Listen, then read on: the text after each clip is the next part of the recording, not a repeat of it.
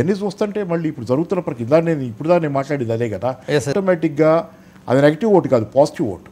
పోగొట్టుకున్న మంచి గతాన్ని మళ్ళీ తలుచుకుని జనాలు వేసే ఓటుగానే అది ఉంటుంది ఖచ్చితంగా. జనం ఇంత తొందరగా రియాక్ట్ అవుతారా అని?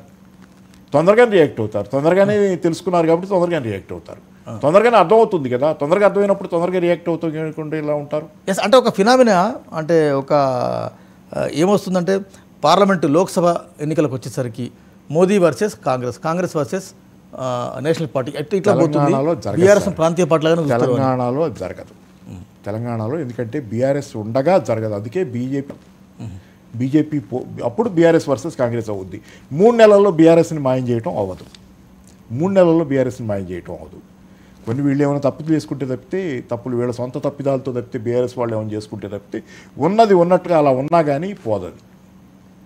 కానీ ఇప్పుడు ఉత్తర తెలంగాణ చూసుకోండి, దక్షిణ తెలంగాణ, ఉత్తర తెలంగాణలో అంటే సేమ్ పార్లమెంట్ కూడా అట్లా ఓట్ల తేడా ఎంత? 2%. అవును, పార్లమెంట్కి వస్తే 17 స్థానాలు. ఇప్పుడు అసెంబ్లీ స్థానాల మధ్యలో ఈ పొందిక మారుద్ది కదా, నియోజకవర్గాల పొందిక ఇవన్నీ మళ్ళీ దానిలో 2% ఓట్ల తేడా అది అయిపోయింది అనుకోండి. 2% ఓట్ల తేడా 1.8 అంట, పూర్తిగా 1.2 కూడా కాదు.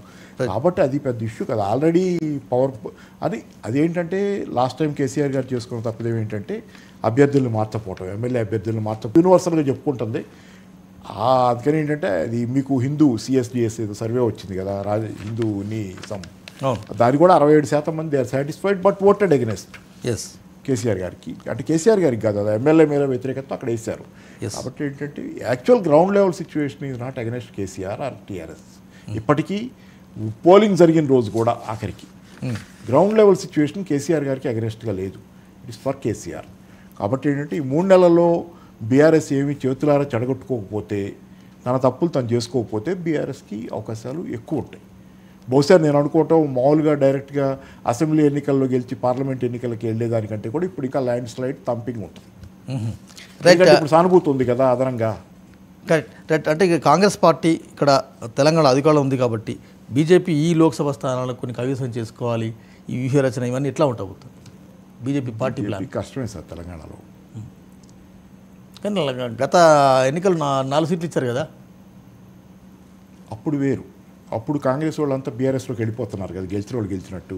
అందుకని కాంగ్రెస్కి వేస్తే వీళ్ళు నిలబడరని చెప్పి అప్పుడు బీజేపీకి అటు వేశారు. అప్పుడు అసెంబ్లీలో వచ్చింది 1 సీటే కదా, ఇప్పుడు 8 వచ్చినాయి నిజమే.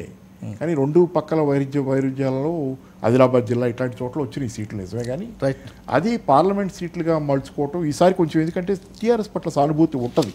ఇవన్నీ జరుగుతాయి. ఈ అప్లికేషన్ల ప్రాసెస్ లేకపోతే ఇతరత్ర చాలా రకాల డిసప్పాయింట్ అవుతున్నారు.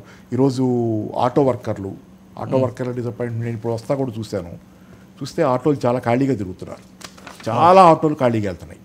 మరి అదంతా ఎప్పుడు ఉండేదో మనం గమనించలేదో తెలియదు. కానీ సంహౌ చాలా సెక్షన్స్లో ఆల్రెడీ వ్యతిరేకత బిగినైంది కాబట్టి అది మొత్తం పాజిటివ్ టు, అంటే మళ్ళీ 2 ఏళ్ల టైం అట్లా ఉండేటట్లయితే ఈలోపు బీజేపీ పుంజుకుంటుంది అనుకోవచ్చు.